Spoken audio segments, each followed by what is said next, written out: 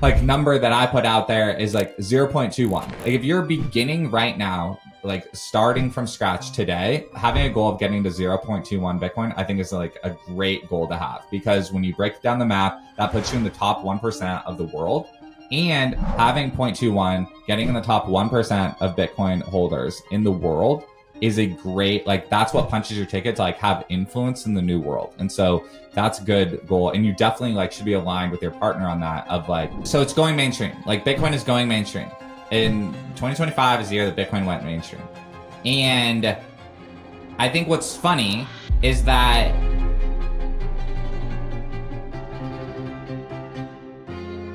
Mr. Brian Harrington, thank you so much for joining me here today and being a playable character in a sea of non-playable characters. Thank you, sir. What's up? Thanks for having me. One of the things I'm always thinking about is, so my wife and I were just talking about, what are our savings goals? And everyone thinks in terms of dollars, but, for Bitcoiners, you're thinking in terms of sats, right? And I think this is something that's so important for people to reframe this, just setting your stacking goals for, hey, what, everyone can go to pricedinbitcoin21.com and see, hey, life keeps getting cheaper. And the more you stack sats and the more you hodl.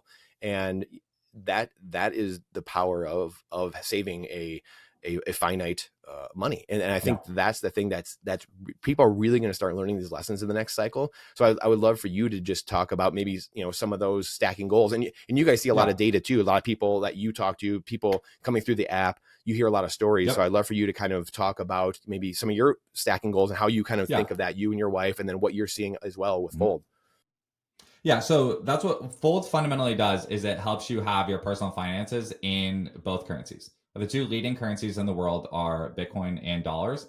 And Fold is the best setup app for you and your family to begin to manage it in both currencies, because you have the option of how much to hold in each. So fundamentally, that's what like Fold helps you do. And then as you live your personal finances through the Fold app, you also get rewarded in Bitcoin, which is a better paying reward than other, versions of reward apps out there for consuming. And so that's fundamentally what the Fold app does. And yes, to the point of something I say on my channel a lot is like, just take it 0.01 at a time, and setting stacking goals, setting savings goals correct measured in Bitcoin when you're first starting out is the very kind of like easiest thing to switch over in your mind, because that's what helps you increase your Bitcoin stack. And then another kind of just like number that I put out there is like 0.21. Like if you're beginning right now, like starting from scratch today, having a goal of getting to 0.21 Bitcoin, I think is like a great goal to have, because when you break down the math, that puts you in the top 1% of the world. And I like that you've repeated the word influence a couple times, because influence is something like I think about a lot. And it's very Bitcoin for me is like, yes, very much like an investment case, but it's also very much like a philosophical, like it's good for the world case. And I can't think of, there's nothing else in the world that is so good for the individual and so good for society all at the same time. And so having 0.21, getting in the top 1% of Bitcoin holders in the world is a great, like that's what punches your ticket to like have influence in the new world. And so that's a good goal. And you definitely like should be aligned with your partner on that of like, what is your Bitcoin stacking goal measured in Bitcoin? And then I would say one other thing though, and this is to the people that have been, again, like been in it for a long time. I've been going, I just want to get personal and just like really try to rip the Band-Aid off on like different stuff. Okay. I've been going to a lot of like therapy lately and just like really thinking about like just mindset and really how is this next 2025, to 2030 going to be different? And I think some people might need to hear, and I know I needed to hear that, like, you have to separate your identity from how much Bitcoin you have. Like, so yes, you should stack Bitcoin and you should measure your savings goals in Bitcoin. Absolutely correct. But it is a very weird concept to when you go overboard with the like life is getting cheaper in Bitcoin stuff and you become that is your like primary driving metric, and you're kind of like sacrificing, or you're just like, sometimes what can happen is your other people in your life will see that as more important than the things that like are kind of goals that they have, right? And in and of itself, that's not good. Like in and of itself, that's not good. That's what tees it up for kind of Bitcoin to be a side hobby thing that you have and that you are doing. And it's always at odds with the goals that kind of other people in your family can have. So I think you have to be careful about like separating that. One of the most misconceived notions in Bitcoin is people come in for just number go up, and Bitcoin gets lumped into crypto, right? And it's so like Bitcoin and crypto, you guys are crypto boys, and you know, you just want to go to the moon and stuff like that. And I just told you, like, you're one of the best people I think at reframing how people think of retiring on Bitcoin, or owning Bitcoin, saving in Bitcoin, everything in your life becoming cheaper in Bitcoin. And I think that's there's a few people I think of, Jeff Booth, there's, a few people, maybe Luke Mikic, like there's a handful of guys that really can articulate living on a Bitcoin standard and what it means, and the impact and the influence, what you will have in the future, the wealth you'll have. So I would love for you to, start unpacking this. I think it's kind of would be the theme of the day in a way. And and obviously it leads into what you guys do at Fold, obviously. So I would love you to start unpacking this a bit. Yeah. So been talking about Bitcoin on the internet since 2019, really started talking about Bitcoin on the internet, started doing meetups, started talking to more and more Bitcoiners in person. And 2019 is when I first kind of broke away from only watching YouTube content to really like engaging and talking with other Bitcoiners. And I think everything that leads up to what you teed up to talk about today is really this theme of growing up. I'm a way different person than I was from 2015 to 2019. Like, I'm a way different person. I have kids, I have houses, like I have a way different perspective of politics. Like I'm just a fully different person. And I don't think that's fully unique to me. Like I think there's like the years of stacking Bitcoin are starting to stack up. The years. Like the Bitcoin is stacking up for everyone, but the years are stacking up for everyone. Like and that mentalities are shifting.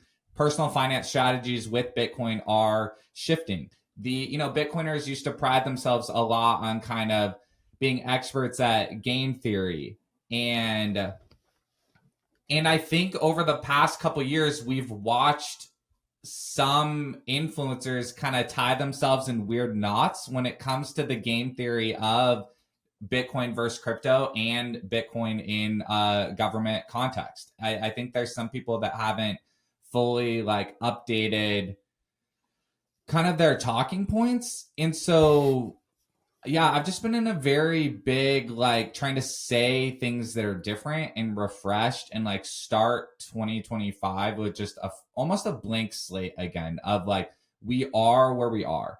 And understanding that like, okay, Bitcoin is better than fiat. Sweet. Like in a mathematical sense and in a philosophical sense, sweet. That's now like table stakes. We've covered that for years on the podcast, and we've covered that for years, and we all work together to understand what that means, and we're still climbing over that all together right now.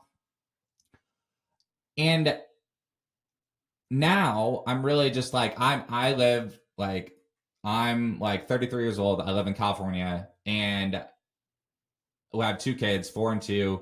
Like my wife and I both work, and I'm just interested in how does the classic kind of suburbs, middle-aged, like 30s life, what does that look like when you have this understanding that the fiat money system is like not positive? It's just not positive. And what does that look like? And I'm trying to really, from a practical standpoint, on like who we are as people and like actual personal finance strategies and just actual things I say on the internet, I'm trying to kind of stop thinking about Bitcoin in terms of sound bites and think about it in terms of just actually what should my friends do, or what should I do actually in like a day-to-day sense. So that's honestly what I wake up like thinking about a lot right now. I would love to transition a little bit to obviously the SBR, the Strategic Bitcoin Reserve, just got signed in as an executive order. It's not a law, but I would love for you to just unpack this a little bit, your thoughts on it and how this plays out, but also are we at this weird point? Like, I feel like we're at the innovator's dilemma right now, where you have like the America realizes the dollar is collapsing. It's not dead, but it's collapsing. It's collapsed, 95, 99% in the last 100 years.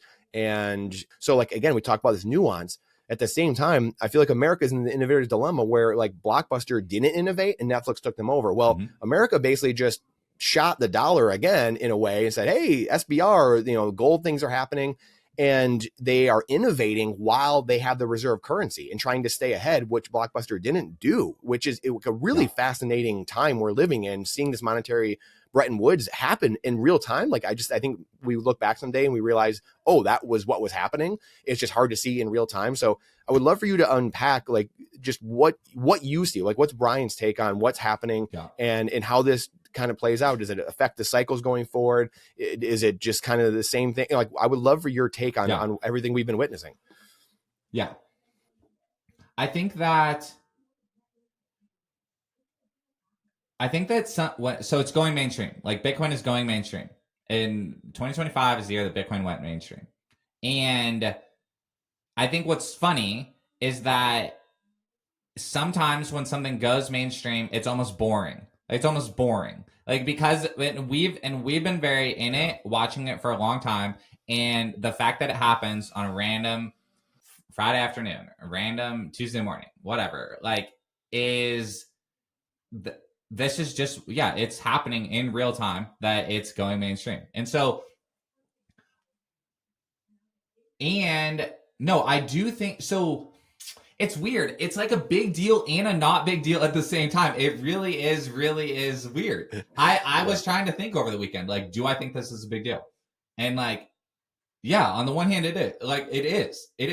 And where it's a big deal is that now in every single conversation where the person is just like, well, tell me about Bitcoin, tell me about whatever, like, or tell me, like, and you just be like, yeah, well, the United States holds Bitcoin. Like, the Bitcoin ETFs were the like number one best ETF like launch in the history of ETFs. You just like rattle off these these very big mainstream bullet points, and the other person's just like, wow, okay, yeah, I guess I should get started. Like, and this Bitcoin is now a part of the United States economy, like, directly impacts the United States economy in multiple ways. It's completely normalized. And there's no one in the United States now, if you have a financial stake in the United States economy, you have a financial stake in Bitcoin.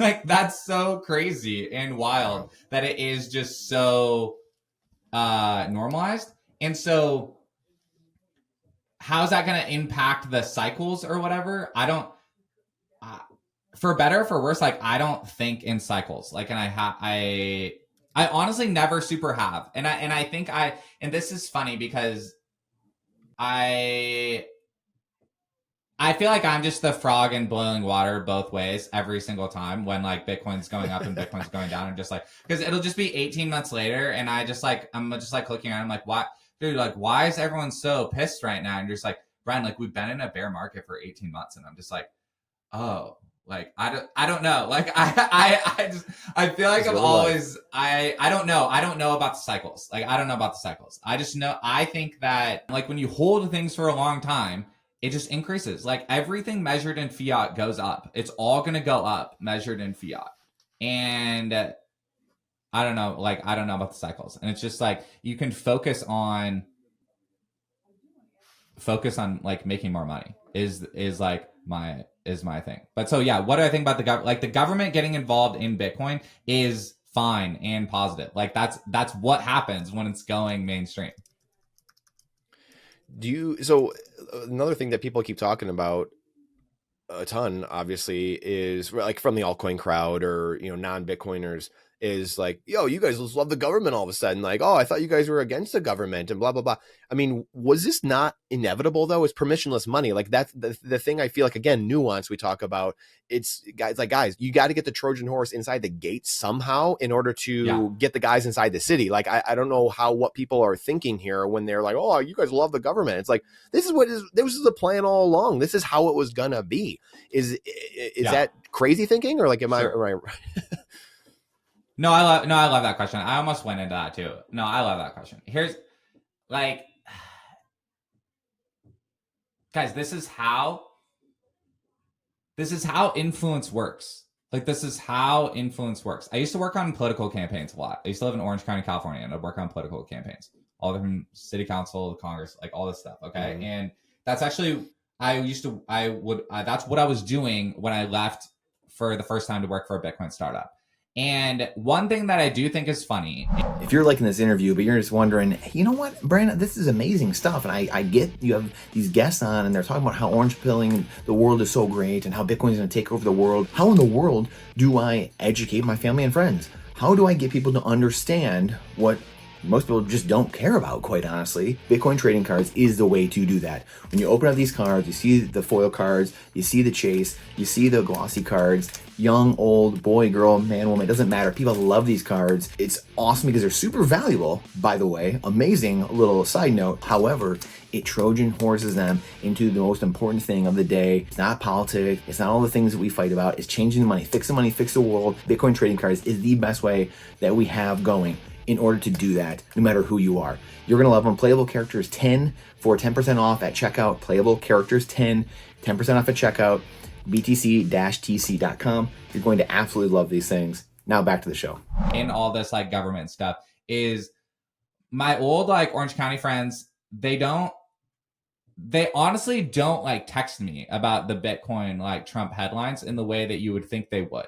And so, to be honest, I don't know how much the headlines are like breaking out into quote unquote back into like normie politics land. Like, I'm not sure they are. Like, I think it still is a little bit in the like, you know, the government is engaging with lots of niches all the time. And that's the whole thing, is that like only the people inside different coalitions ever hear the news, and it doesn't ever like really bubble up to the other part. There's a little bit of that happening. But, and then to the thing of like, oh, you love the government now. Like, here's what I would say. Like, guys, the gray market, circular economy, or even just like taking Bitcoin out of it for a second, farmers markets with fiat money, circular economies are not big enough to ever scale. Like, that can't scale. That level of like freedom and fair trade and whatever can't scale. No one is going to be able, that concept will not get big enough to change the United States economy. And that's the same thing with like Bitcoin. It won't, if it's only ever a circular economy among a small group of people, it won't ever be big enough to change the world. And so, like, one saying that I do enjoy repeating is like, fix the money, fix the world. And like, by the world reserve country cementing that Bitcoin has value and is a big deal, every single day now you can like compare Bitcoin and the dollar. Like, and the fact that it is a conversation is positive. And so I don't know. I just don't, that's how influence works. And I think it's positive that that conversation, you know, is happening. Yeah, I couldn't agree more. What do you think that people start, so going on a tangent a little bit here, do you think people start accepting sats for things? Like, how do you think we get to hyper Bitcoinization? Like, what's Brian's take on like getting there? Because it's, you know, again, talking about nuance, once again, this is what is making me think about it, is you get a lot of people, again, an objection is, well, what do you mean? Like, Bitcoin's worthless if there's no dollars. Like, what are you crazy people talking about? Like, Bitcoin won't exist if the dollar doesn't exist. Obviously, the answer, the easy answer is, well, yeah, you just accept sats for your house, or you like, guys, it's separate systems here. And do you think that's what it takes, or people all of a sudden you see a couple homes sold for sats? And because like that market has to break apart to a degree at some point, because like you were saying, you can't measure Bitcoin or any of these assets in this failing paper currency. Like, it makes no sense. We don't even know if those are the prices in reality. We can get way down the rabbit hole on that, but is that how we get to start getting to hyper Bitcoinization eventually, when people just start accepting things of value for sats directly? Like, how does that look in your eyes? Totally. I think it's hugely, yes, I think it's hugely important for Bitcoin to like be a method of payment. I think it's hugely important. I think on the pricing side, I think the number one way, as sitting here today, the best way to do it is priced in dollars, accepted in Bitcoin. Like, I think priced in dollars, accepted in Bitcoin. And if you want to get aggressive as a company, than simply listing a different price, like Bitcoin price and then like fiat price, and you just charge the markup on the fiat price. Yeah. Gas I think station style. that can Cash, I think yeah, that credit, can yeah. work. The same, yeah, the gas station style. I think that can work. I used to be way more passionate about that and really, really hammer that forward. That part I'm not as like married to or whatever. I'm more married to just like pricing and stats is too confusing currently. Right now, pricing and stats is straight up too confusing currently. So I don't think that's positive or helpful. I think accepting Bitcoin as a method of payment, hugely important. And the reason why it's hugely important is because it fundamentally separates it from stocks. Like that part, self-custody Bitcoin and accepting it as method of payment is what fundamentally keeps Bitcoin in this other weird bucket. It's what keeps it in the other weird bucket that you have to constantly be wrestling with. What is it and why is it important? What is it and why is it important? And so I do think I'm still hugely like very bullish on Bitcoin meetups and very bullish on like small businesses accepting Bitcoin. And what I would say on this is all the meetups across the country, I think that I honestly believe your number one priority should be finding a small business that takes Bitcoin. I don't think it should be on total top line raising the amount of Bitcoiners that are coming yet until you find a location in your town that takes Bitcoin, because that compounds everything forward. And that's what takes meetups from having to be these like marketing events where you have to like push people there and push people there. And it's just like a hangout thing to where the business owner is already there all the time. And it becomes an evergreen thing that just is on in that town all the time. And so, yes, like I think that's how you grow it out city by city. And I do think it's hugely important like for that to happen, because then it's what allows all the personal finance kind of stuff to carry forward. Like the United States is the same as every other country in the world. There's a strong currency and a weak currency. The weak currency is mostly accepted like everywhere. And then you have pockets of businesses that are beginning to accept the hard currency, and that's happening. And then you have tools like Fold that allow you to manage your personal finances in both currencies. And you can withdraw and deposit both currencies in whatever way, you know, that your like life needs. And so that's, yeah, like I super passionate about that part. And I think it's super important. I love that. Kind of along this line. So I love that you segued into this of, you know, like kind of Fold what you guys are doing, and you guys are at the cutting edge of what's going on here. There's, you know, and whether it's the lending side, potentially, you know, maybe you guys someday do, you have the bill pay stuff. I think you were the first to do that, I believe.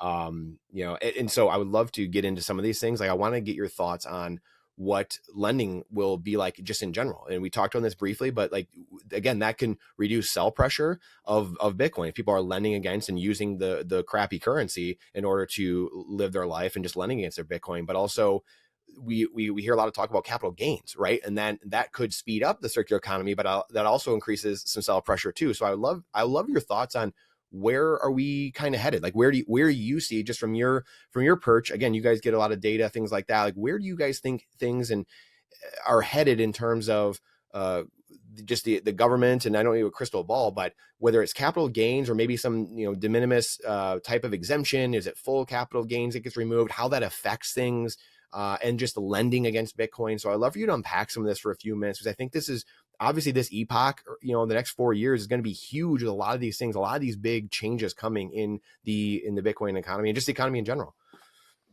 Yeah.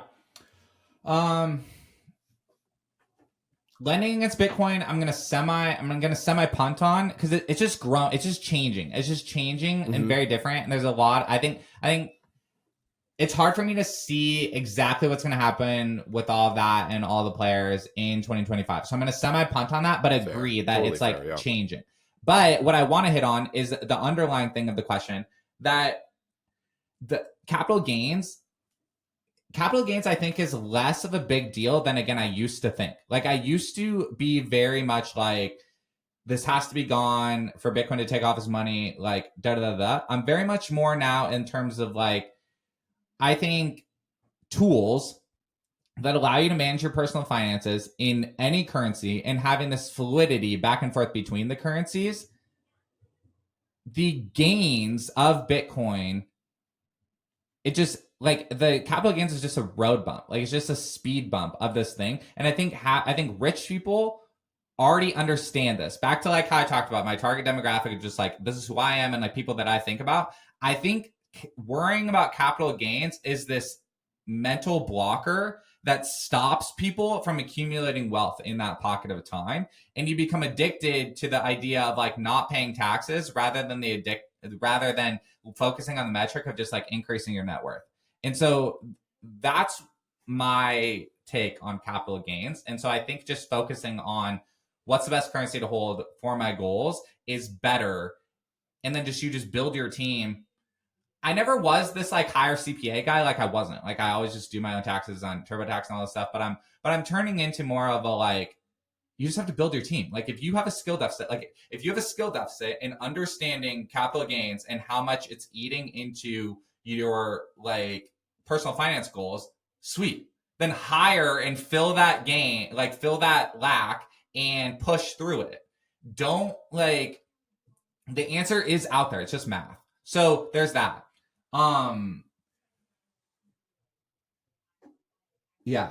And then one final thing on the lending is that I think lending against Bitcoin is going to operate a lot more like a home equity line of credit than it is going to be like this everyday thing. Because I just don't buy the like, oh, lending is going to work for everything. And so the circular economy of sats for like Bitcoin as a method of payment is like never going to work. I just don't buy that. Like the technology of Bitcoin for payments is too good for that to be the total thing. And I just think that further complicates everything. And so, no, like, is there a huge market for home equity line of credits against your real estate? Totally. Is there a huge like market for taking loans against your like stock-based brokerage account? Totally. So does it make sense that you would be able to do the same thing against your Bitcoin? Totally. I don't think that eliminates the need for Bitcoin. I don't think that eliminates that Bitcoin as a method of payment is going to also increase. And I don't think that's your answer for like, and I also don't believe capital gains taxes are like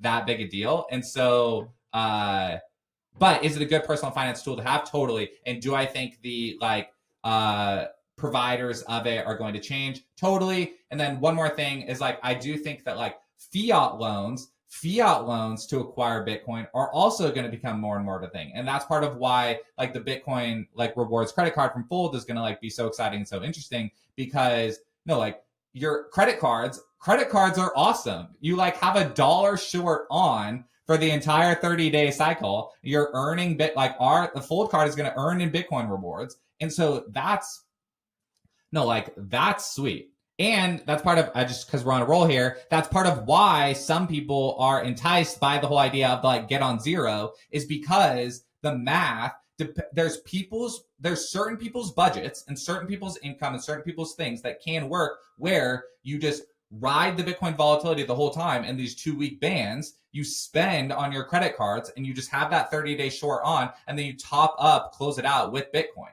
And so, because I've already just been orange pilled, like, and get on zero pilled, like in that. And to be clear, I don't do it all the time. Like I've tried both methods, lots of methods all the time. But because I'm already kind of down that route, I'm not like itching for Bitcoin, like Bitcoin backed loans at the moment. Do you think there is or was and is still a fair distribution of Bitcoin? Another thing that you see a lot of. I just had this argument recently again with somebody, and they were like, I'm not going to get Bitcoin because why would I purposely make you wealthier? Which, to what I would say is, yeah, like you're correct in the sense of like no one's going to just outright be like, you know what, I'm going to buy that asset to make you wealthier. Like that's not how humans work, right? So I would love for you just to quickly unpack your thoughts on Bitcoin monetizing greed, not asking humans to change, just asking us to be more of what we already are, and monetizing that actually in the fair distribution argument.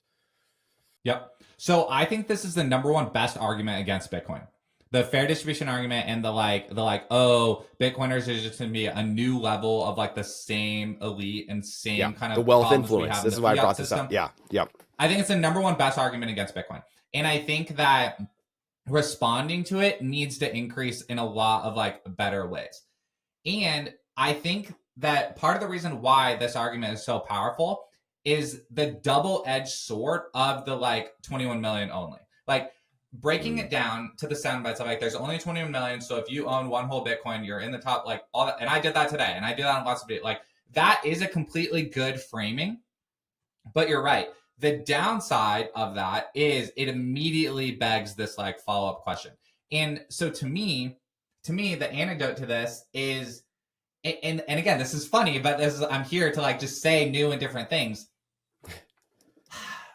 Dude, I'm kind of back. I've kind of come full circle back to believing that measuring your net worth in dollars might be better than measuring it in Bitcoin. And why do I say that? Okay. Why do I say that?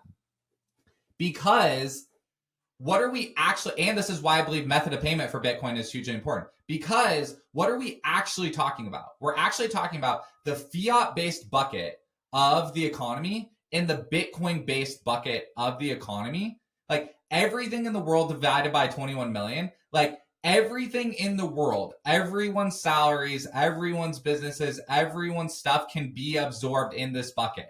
All of it can be absorbed in this bucket, right? And so like, oh, you guys are just going to be the new elite, or like, I don't want to buy into your thing to like make this more like wealthy. It's not about buying into this thing. It's about what system do you want to participate in? It's just separate buckets. Like, yes, at the detail level, this bucket is like infinite from a numbers on the screen perspective, and this one is finite from this perspective. But human potential is infinite in both systems. Like human potential is infinite, but when we measure it over here in the fiat bucket, the elites who monitor the like fiat level siphon off value off of everyone.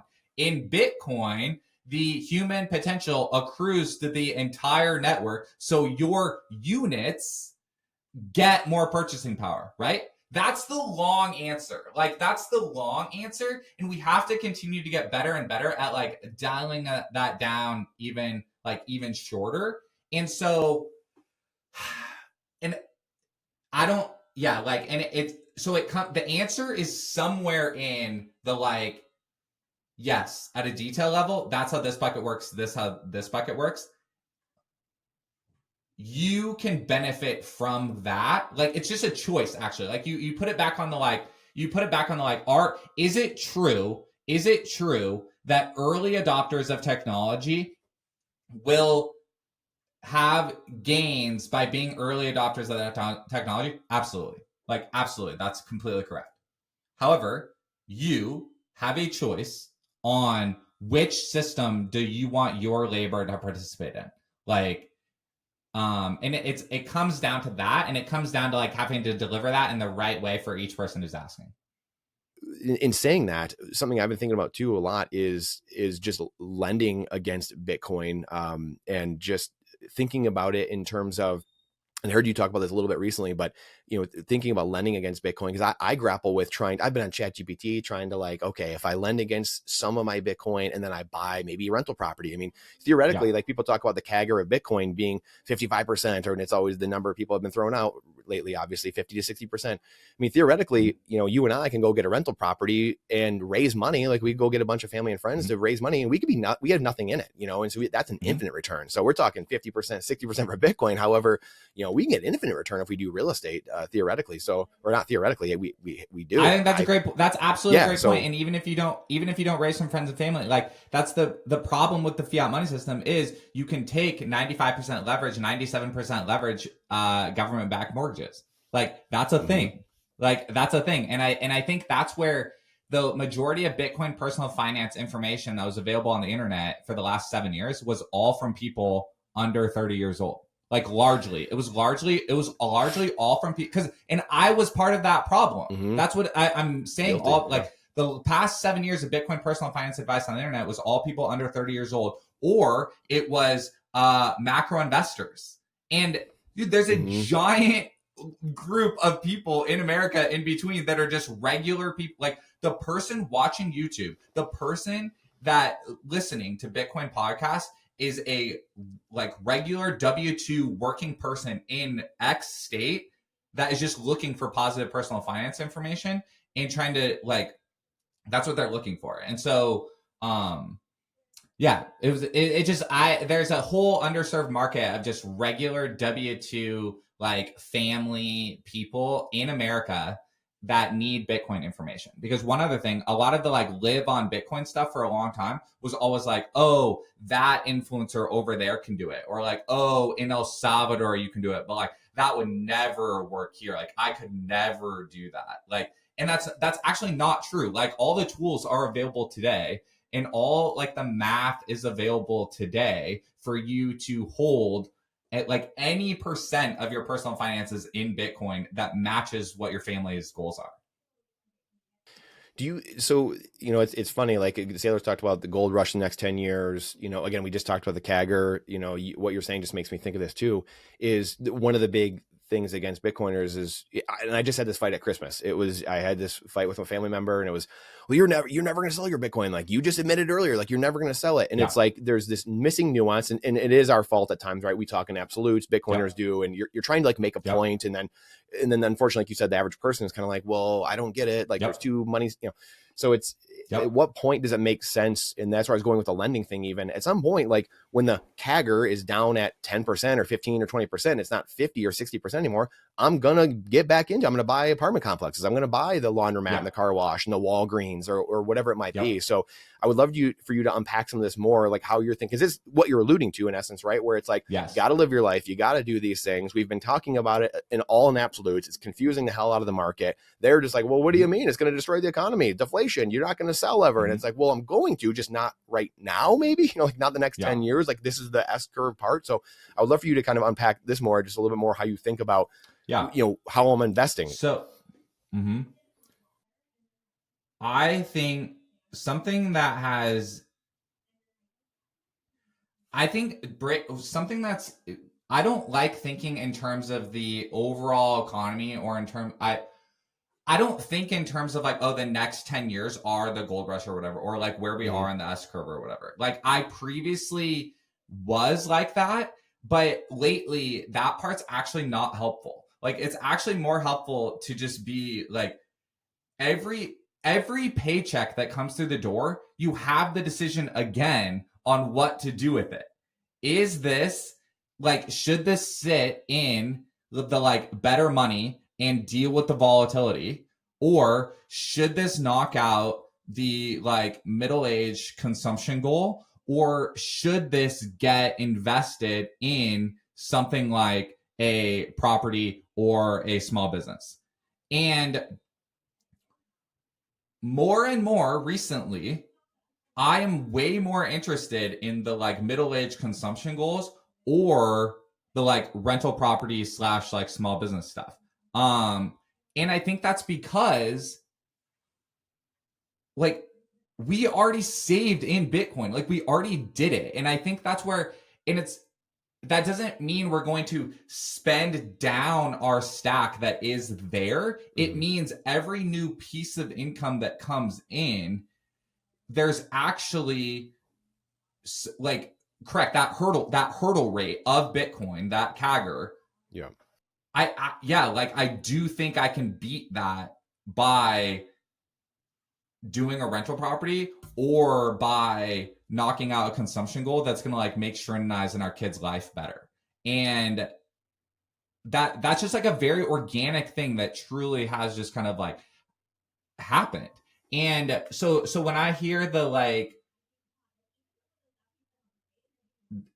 that's where like that's where we're at.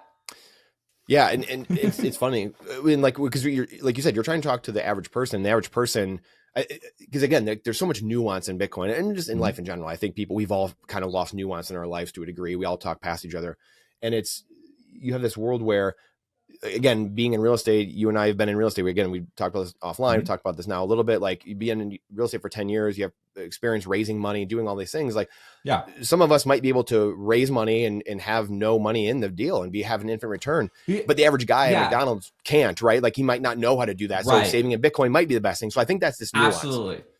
Exactly.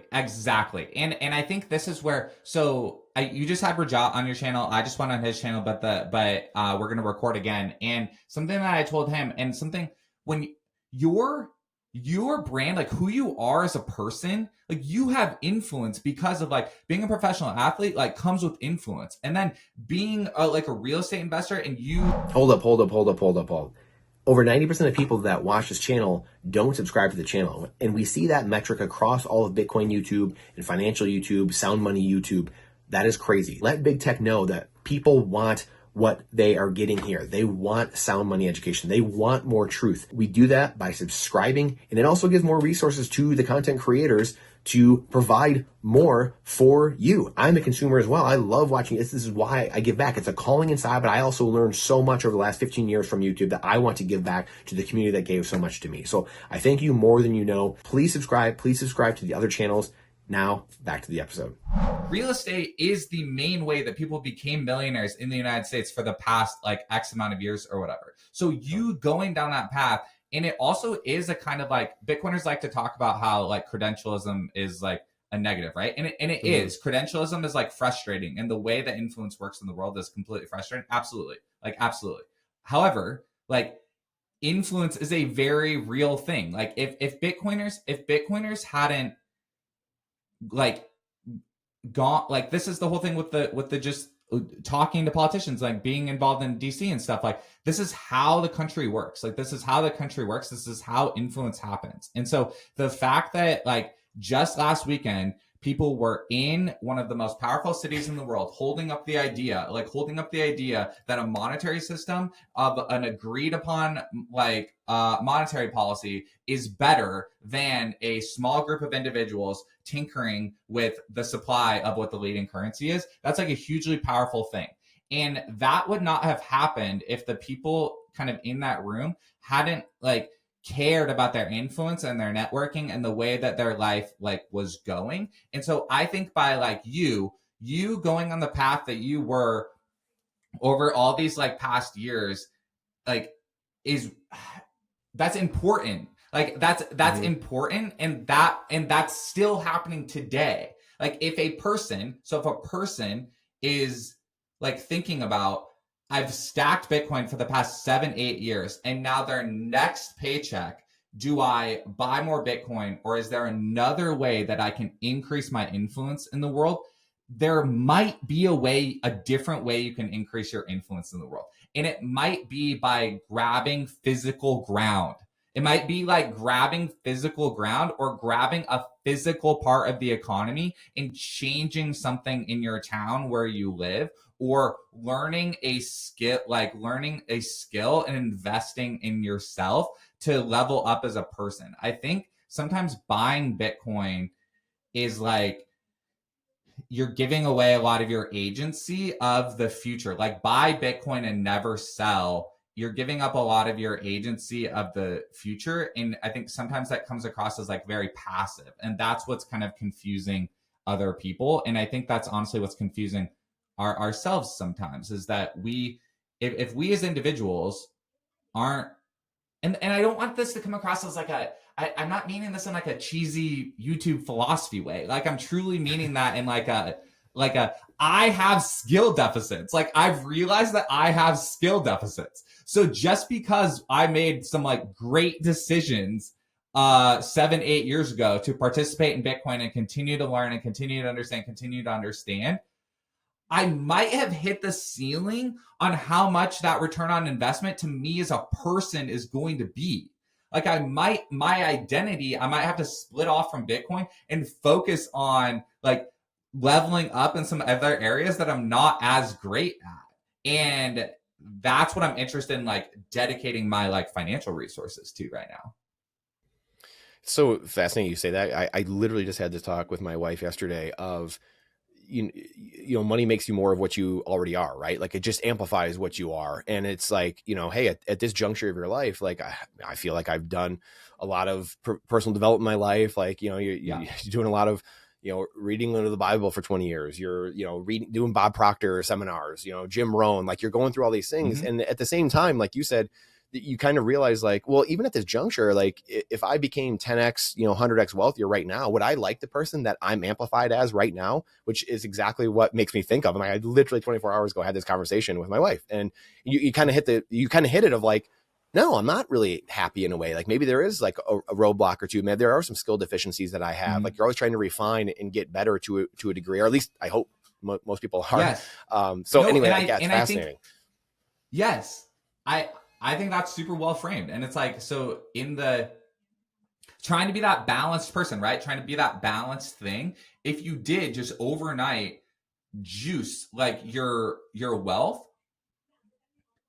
yeah, like there other parts of your life might end up like cracking and like getting wonky or being exposed because you're exposing it at such like a higher level, which doesn't mean increasing wealth is bad. It's good. That's super positive. But trying to grow it yeah, all at the same time is something I'm like, yeah, interested in. And I think that sometimes stacking Bitcoin, like talk about mindset and conferences and stuff. Like I think sometimes stacking Bitcoin instead of doing the XYZ thing could be coming from like a scarcity mindset. Like there's that whole, there's a whole funny, like it's masking other deficiencies. Yes. Of the word scarcity. Like, so yes, is having a hard cap money better than infinite fiat money? Absolutely. Like again, like all that's table stakes. Like we totally understand all that stuff, but you're really trying to push our brains to like, what's the next thing like of that? And like and a simple example of this is just like you know what that little thing is in your life that like is a goal that your partner has that isn't quite your favorite goal. You know what that thing is. And you know that when the next paycheck comes in, that you would prefer to orient it to like Bitcoin rather than that thing, right? Like, you know that. But like, what if putting it over there, knocking that out, strengthens your relationship X% more. So then the next paycheck, rather than the small DCA you have, turns into a larger DCA because you're more on the same page with how much of your finances are in dollars versus in Bitcoin. Like, and it's that whole kind of thing of like taking a pit stop and repairing the tires so that you can continue to finish the race rather than trying to like squeak out the like little bit extra every single time because oh my God, we're in the like next 10 years is the gold rush of the like whatever, like we have to do it right now because it's going up right that's actually not like, that's very tiring. Like living with that on your brain for 7 years is very tiring. And so, yeah, we got to play a long game. Yeah, I mean, it can become a never-ending finish line, right? Like it can be, or just it's always another finish line after that. It's like at some point you do have to live your life, which is something that I know I struggle with. It's like you get those blinders on. You're so focused on this thing, like you have to remove those and live your life a little bit. So it's definitely something that you're speaking to me. That's because that's something that we all get caught up in that. Well, and again, I think that if Bitcoiners do that, if the broader talk about because the public consciousness of like who a Bitcoiner is or whatever is shaped by influencer. Like it's shaped by people talking on the internet, just in a neutral way. Like it's shaped by people talking on the internet, right? And I think if we hold up, like I just recorded this video for my channel the other day of like, if you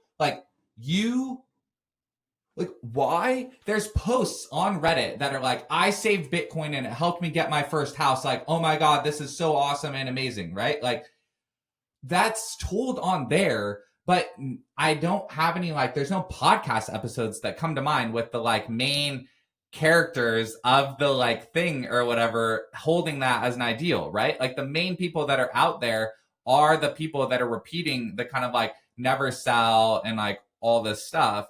And there's a disconnect there then. And so I think because personal finance YouTube is really, really powerful. Like people turn to YouTube to find just ways of improving their life. And so I just think there's so much room to run with kind of real estate YouTube and the small business YouTube and stuff meeting with the Bitcoiners and having that really combine up. There's a great guy. Here's a solid one, a solid underrated thing. There's a YouTuber, Nick Cole, I found him on Greg Eisenberg's channel. He's a ghostwriter. And one of his tweets was like, I make money in XYZ ways, and then I like save in Bitcoin. And I'm like, dude, that's amazing. Like, and that's amazing. And his brand is not as a Bitcoiner. Like, his brand is a ghostwriter on the internet. Like, very much more in the like, here's how I make money as a ghostwriter. You can make money as a ghostwriter too. Like, he's over there doing that. But then the subline is the like, and I roll profits into Bitcoin. Like, that is super interesting to me right now, like that kind of stuff.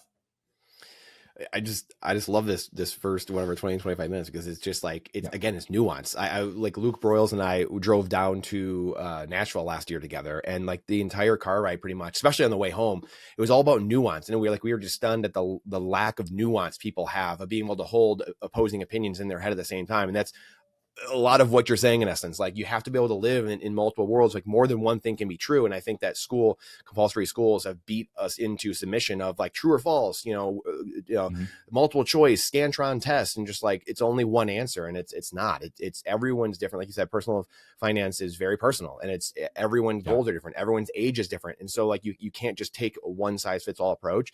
And it's funny, like the Dave Ramsey method, you have like the Kiyosaki world of like taking on good debt. And then you have like the Dave Ramsey world of kind of speaking to the average person of, hey, just save cash. Now it's funny because Dave Ramsey is going to start working again, largely because you can save in actual money now instead of fake dollars that decrease your wealth over time. So it's funny because like Dave Ramsey, his philosophy of saving for the average person is great. And then like what you're saying though is like this nuance. You have to have this nuance of understanding like where you're at and what your goals are and the people around you. So it's absolutely fascinating. Yeah. And it's finding the example.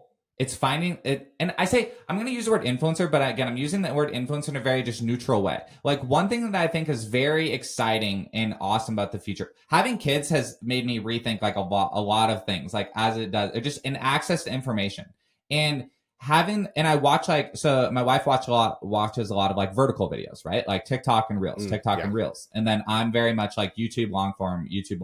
But the same of both, right? Is you can find an influencer that lives their life in a certain way, and you're able to watch that person, like, and you're able to see like, well, what kind of house do they have? Like, what kind of car do they drive? Like, how do they like live their life? Like, what is their investment mix of how they think about things, right? And I think there's a custom person. The positive thing about the internet is you can find information, and just to throw another buzzword on there, like ChatGPT and AI and all this stuff, like you can talk to it of, hey, I am a 33-year-old facing this right now. Like, tell me, like, loosely, what are things that statistically happen that I should be thinking about when I am this thing, right? And you don't have to take, our parents and our parents' had to take large bucketed advice of, the pastor says this to all 500 people. Dave Ramsey says this on the radio on all 50 major cities.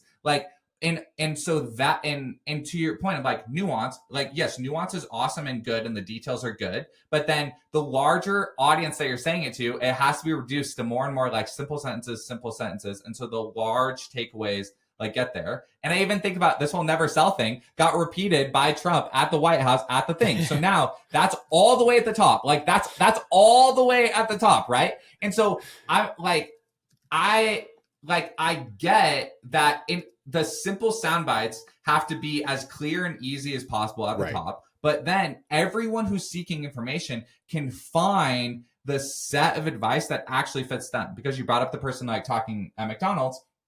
What can happen is if the person talking at McDonald's goes and listens to how to buy your like 13th franchise in a tax efficient like way, like, and sometimes they get stuck on that YouTube video and they're like, oh my God, like I need to be doing this. And you're just like, that's not, like, you actually don't need to be doing that. You don't need to be doing that. Like, you need, that person should be like buying $1 of Bitcoin is the best thing you can do with the current deck of cards like you have. That is the answer for a lot of people. And so that's true. And then every single person talking on the internet chooses what person they want to talk to, right? And there's a lot of people targeting the quote unquote masses, and there's a lot of people targeting kind of like rich macro people. And I think that a very, very interesting market of people to talk to, and I think the very most interesting market of people that are going to actually like change the world is this like 25 to 55 like regular W2 person, like quote unquote regular like middle class people. There's actually not a lot of like great solid Bitcoin American advice for like those people. And I've been really trying to like limit what I say in any and all contexts to just like really try to think about that person. I love that. All right, last one before you get your final thoughts here. Does nation state adoption, I would love to get your thoughts on nation state adoption, where we're going. Obviously now US is in the game. There's Bhutan, there's El Salvador, there's all these things going on. I'm fascinated like what happens when Russia gets on board, it's confirmed, or China. Like everyone says the trope of Bitcoin's for your enemy, but like what happens when your enemy actually is in and everyone knows it? Because like that's the thing that's really fascinating. Like how does the average person act towards that? We've been talking a lot about this nuance in the average person and how they see it and how we're talking to them. Is it number go up that still gets people in? We talked about the fair distribution, all these things. So kind of like putting a bow on all this. Is it, again, right, US dollar price is down since the SBR has been adopted, or the EO, at least here in America. So what drives the average person, the education? Is it what drives the average person to getting in? If it's not nation state adoption, or it's not your enemies getting in, which I don't think it's going to be necessarily, like what is going to drive people towards Bitcoin, the average person, and that fair distribution of Bitcoin going forward? This is gonna sound funny, but I'm like dead serious. Like I think it's gonna be like better Bitcoin personal finance YouTubers, like better Bitcoin personal finance influencers. Like you just have to normalize it. You have to and like that's athletes, and like celebrities, but again, celebrities in like a neutral way. Like and I mean like kind of influencers, like that lifestyle influencers, like Graham Stephan, like Andre G, like just like very like people on the internet that talk about personal finance and have influence over the way that like young people and middle-aged people think about finances, that live in fat Vegas houses and post on YouTube about personal finance, like normalizing it, and having the ability to and having the concept of Bitcoin being better than randomly buying a random basket of cryptos, like getting that through in that place of like, yeah, it's very extremely obvious that if you want to live the American dream and own your own house and be able to like afford childcare and like go to nice restaurants and like, do all the best stuff, like Bitcoin is a part of that, period. Like, and getting that message into the kind of new cohort of like financial advisors that understand what they're talking about, getting it into kind of the young influential class of the United States. I think you might be right.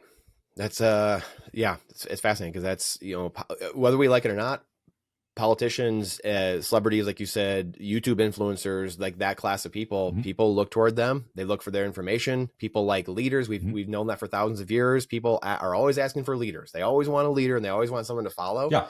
And I can't argue against that. That's just fascinating. Thank you so much, brother. Any last words of advice? Hit on the Fold app again, obviously, and what you guys are doing there. Any last words of advice to people just in this space and investing, saving in Bitcoin, etc. Yeah. I'll just take it 0.01 at a time. Okay, take it 0.01 at a time, and I mean that on the buying side, okay, and the selling side. Take it 0.01.